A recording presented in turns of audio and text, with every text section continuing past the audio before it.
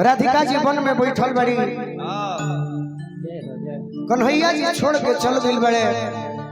उधो बाबा जाके पूछलन कि काहे राधिका काहे इतना उदास बड़ू, अगर तारा दिल में दर्द होखे तो कहो कोना मेडिकल पर से लेके आई। बाकी राधिका जी वही जवाब दे के कहतरी,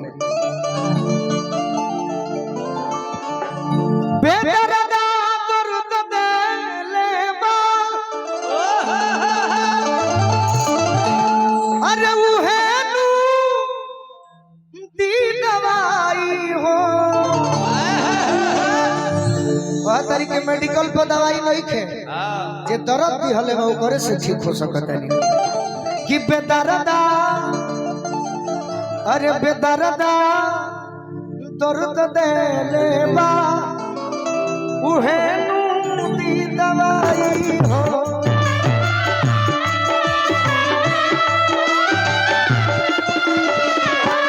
बेदर्दा दर्द दे ले बा उहे दी दवाई हो।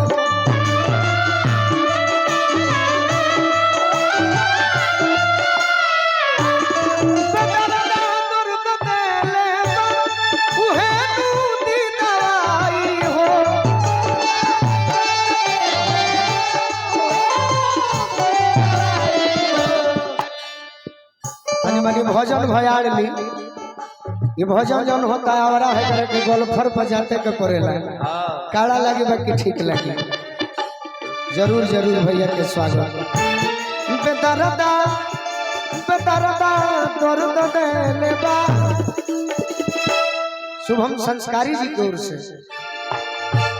बेदर्दा दर्द दे ले बा इतना आसान बा।